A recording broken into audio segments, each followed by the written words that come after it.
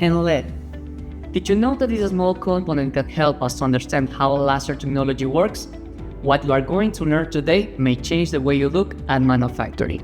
Today, we are going to see how a laser beam works, but first, we need to meet its little brother, an LED. In order to turn on an LED, it's enough to connect it to a continuous voltage source with its respective resistor. But if we want to control its brightness, we use a PWM signal. In this example, we will understand four important concepts: peak power, average power, duty cycle, and frequency. First of all, the LED is controlled by PWM through pulses that turn it on and off in certain period of time. But they do it so fast that we can't tell the difference. The frequency is how many pulses there are in 1 second. The higher the frequency, the more pulses we have. The lower the frequency, the less pulses we have.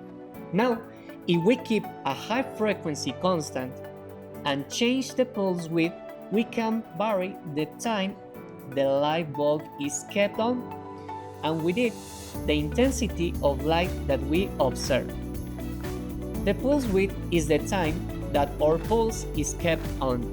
Peak power is the height or amplitude of the pulse that depends on the power that can be delivered by the source.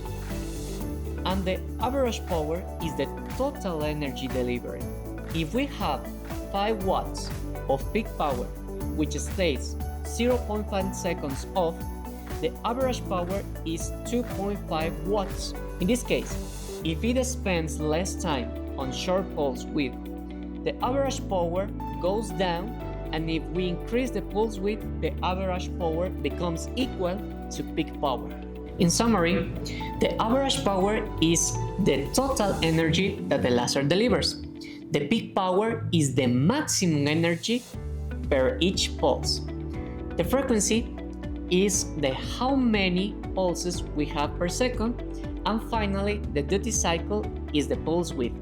Did you know that there is not just one type of laser?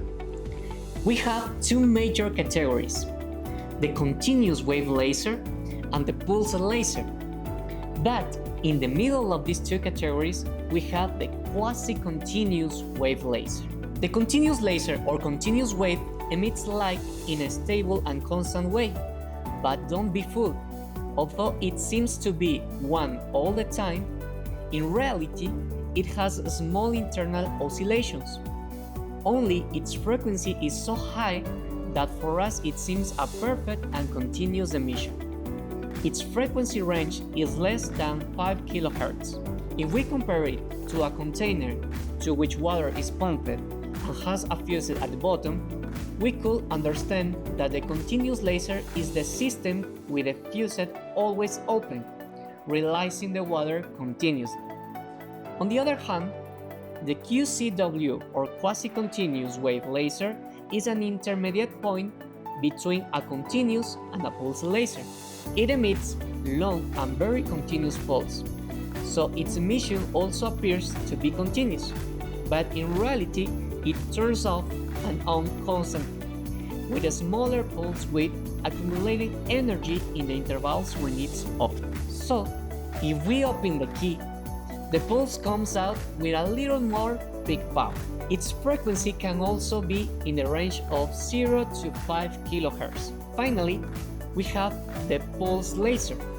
Pulse laser release their energy in short, powerful bursts. For an instant, their peak power can be thousands or millions of times greater than a continuous laser. This method compresses the laser output into extremely narrow pulses and emits them all at once, generating very high peak power. You may wonder which one is the best. It depends on the advantages and disadvantages. Let's start with the continuous wave. The continuous wave laser has low peak powers, and being constantly on, the parts can suffer thermal deformations, but these features allows the increased speed of machining to work parts at large volumes, being preferred for cutting thick parts and continuous welding. The quasi-continuous wave laser has a medium peak power. These higher energy pulses allow for greater penetration of the material, but by having shorter pulse widths, the laser shoots down for longer, allowing the material to cool briefly. This achieves greater thermal control and energy savings. It still allows high speed due to its similarity to continuous laser. It's preferred for spot welding and precision cutting of thin materials. The pulse laser has very high peak powers that achieve the highest penetration among the three technologies. Very short pulse widths achieve excellent heat dissipation, but must work at low speeds and allow better precision in machining.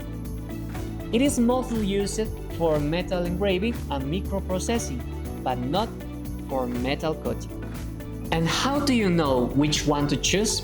It all depends on the process that you are going to apply. The continuous wave laser is preferred for cutting thick materials, and with today's technology it can also cut thin materials with excellent precision. In addition, it is also ideal for processes requiring continuous welding. Due to its continuous heating, it is not ideal for applications requiring extreme precision and thermal sensitivity.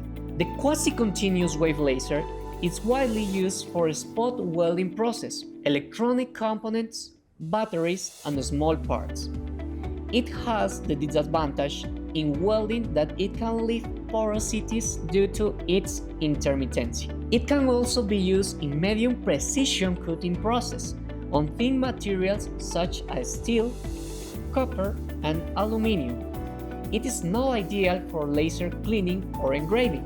Pulse lasers are not widely used for cutting or welding process, but are excellent for laser cleaning and engraving on metals. It allows you to penetrate and properly clean color materials that laser cleaning from continuous sort cannot. If you specifically need its cleaning, it's your best choice.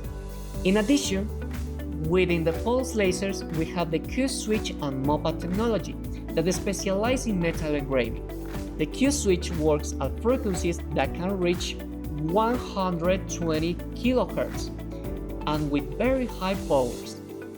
The MOPA technology reaches 4000 kHz or 4 MHz, very high by control powers. The big difference is in metal engraving and its cost. The first one can engrave metals without problem, including low and limited colors on stainless steel, but they are more economically accessible. On the other hand, MOPA allows engraving and bright colors on stainless steel, but its cost is much higher. In summary, both continuous and pulse lasers have complementary applications. But what is the best for your application? If you don't know, here at FORZA Laser, we are experts in this technology and we can advise you on the best choice for you. If you want to see how a laser cuts 80 centimeters of carbon steel, here is the video below.